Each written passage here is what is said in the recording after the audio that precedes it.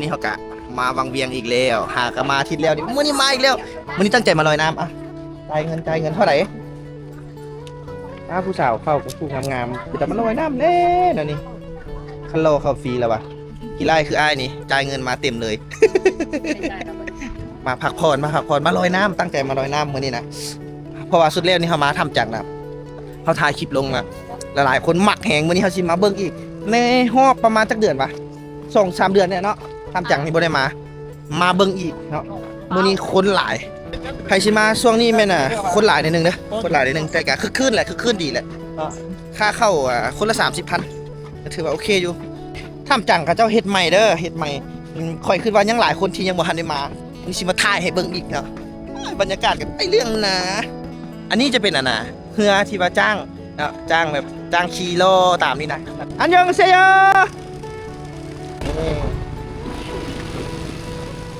เขาก็ทักทายเขาไปตามระเบียบเนาะเขาเป็นเจ้าชินเขาก็ทักทายเขาในเวลาเขามาลินเขาจึงประทับใจเนาะว่าจะเป็นคนประเทศใดก็ยาเวลาเขามาลินบ้านเฮานะยิ้มแย้มแจ่มใสทักทายเขาแบบเป็นมิตรเขาจะได้แบบประทับใจเนาะโอ้ทางเขาก็เจ้าที่ทานอาหารเบิดเลยเนาะตอนเข้ามายังคงมีบ่มีเบิ่งแล้วเต็มเลยตอนทำมาบ้านมีเด้อบ่ได้มีบ่มีแบบนี้เนาะลงบอลจับรถจักรกับบ่ได้มีก็เจ้าเฮ็ดให้รับคนได้หลายขึ้นแม่นให้รับคนได้หลายขึ้นแต่ก่อนมันบ่มีหยังก็เลยรับคนได้บ่หลายป้าคน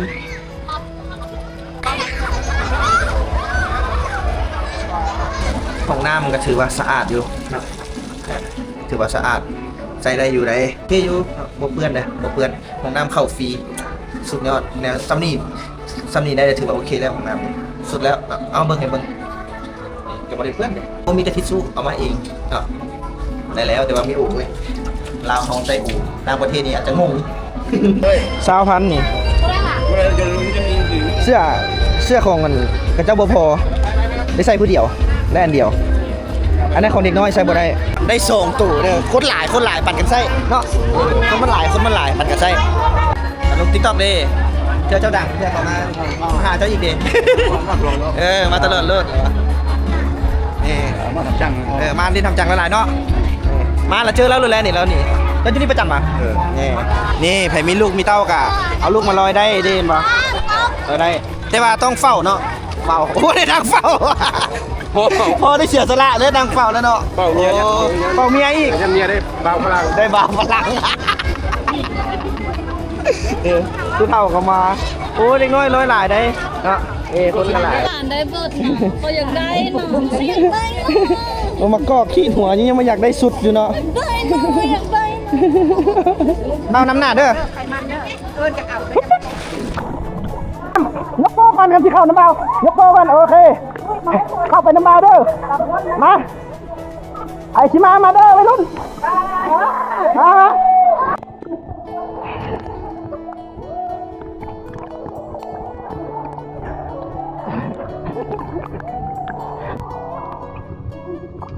ว่าแบบงามดูลุมนะครับไปดูไหมนะโคตรงามเลย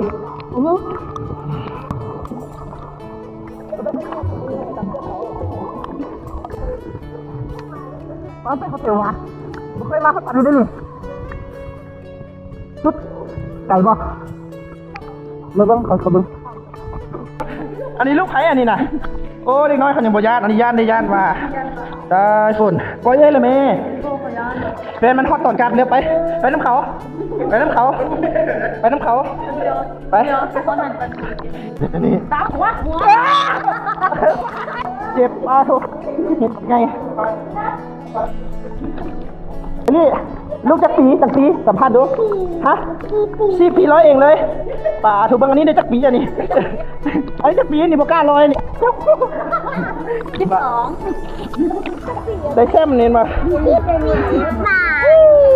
ตู้เท่าจักปีอายุนี่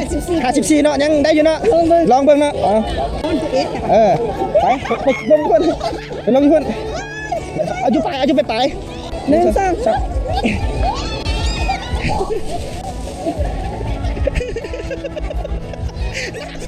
3ไปเลยคนเคยโดดอยู่สู้ๆไป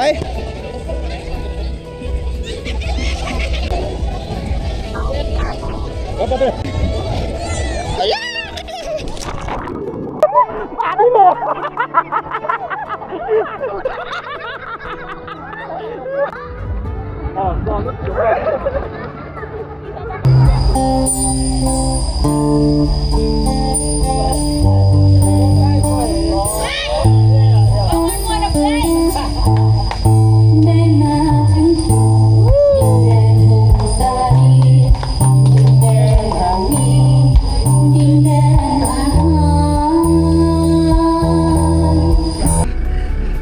เป็นบ้าแล้วงามก็จะมางาม งามแท้แบนดิเอาก็จะมางามแท้เด้ เขาบอกอย่างงาม บ่ยังงามอ่ะใส่ปีหลังมึงชุดตัวนี้เขาเคยใส่ละเอ้ย งาม งาม เบิ่งปีหลังแล้วปีนตกก้น อุ้ยเราเป็นอันนี้โอ้เป็นอันนี้บัดนี้หือ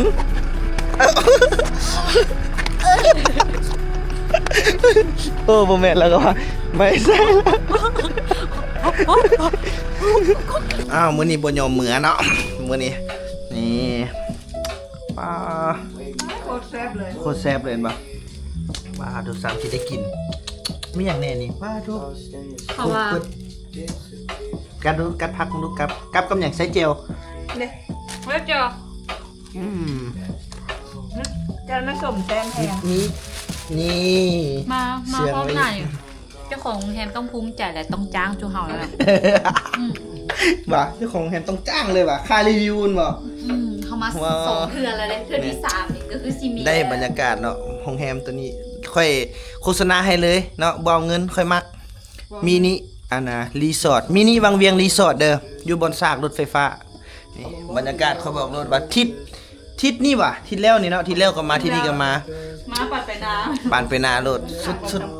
บรรยากาศตอนเว้นแห่งได้บรรยากาศอ่ะมื้อนี้กะสินั่งกินลมชมวิวได้บรรยากาศนี่แหละว้าเนาะนั่งตั้งแคมปิ้งเนาะมีเตียงนอนอีกไหมหากะเห็นมาสุดแล้วนี่บ่ฮู้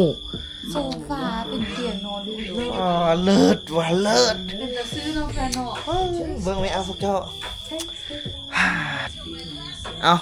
ฝากสินค้าในอยเด้อทัดชิงเด้อไปกับสู้กับแฟนอย่าลืมติดตัวไปนำมื้อนี้ข่อยก็คือสิบ่ได้ดอกเพราะว่ามีเมย์เป็นกคคเมย์มานอนนำเนาะ